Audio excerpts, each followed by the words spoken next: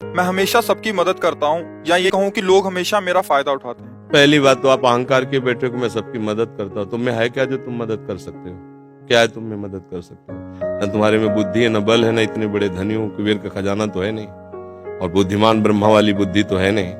तो आप क्या मदद कर सकते हो? किसी की क्या मदद कर सकते हो? व्यर्थ का अभिमान क्यों रखते हो? भगवान कृपा करके यदि किसी को एक लोटा पानी तुमसे पिलवा रहे हैं तो इस बात को ऐसे क्यों नहीं देखते हो कि भगवान कृपा करके इन रूपों में मेरी सेवा स्वीकार कर रहे हैं, मैं मदद। इसीलिए तो तुम्हें क्रोध आ रहा है, क्योंकि कामा संजायते क्रोधा, क्रोधा स्मृति विभ्रमा, स्मृति भ्रंशात बुद्धिनाशो, बुद्धिनाशात प्रणश्यति। तुम ये कामना किए बैठे हो कि मैं दूसरों की सेवा करता हूं और दूसरे मेरी बात नहीं मानते, मेरी ये सेवा नहीं हुई। तुम उनसे सम्मान चाहते हो। हमने तुमको पानी पिलाया, तुम्हें प्रणाम करो, हमारी बात मानो, हमारे अनुकूल चलो। इसे सेवा थोड़ी कहते हैं। सेवा कहते हैं नेकी कर दरिया में डाल।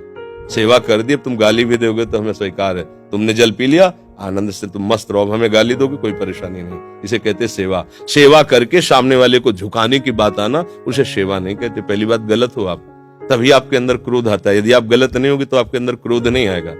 कामा संजायते क्रोधा, कामना है तभी क्रोध का प्रादुर्भाव होता है। क्या कामना है? कि हमने तुम्हारा सहयोग किया, हमने तुम्हारा हित किया और तुम हमारा बुरा करते हो तो क्रोध आ जाएगा।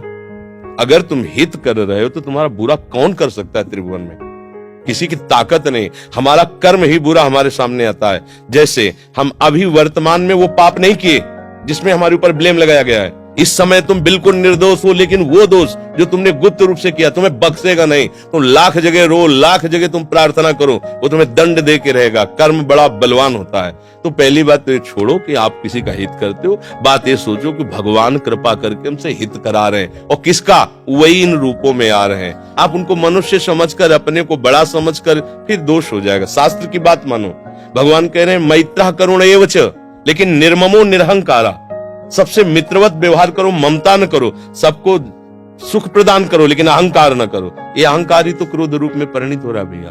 दोष को खुद पकड़े हुए हो, दूसरों पे दोष देखते हो, कैसे सुधार होगा? बात सुनो, यहाँ मुंह छुपरी बात नहीं होगी।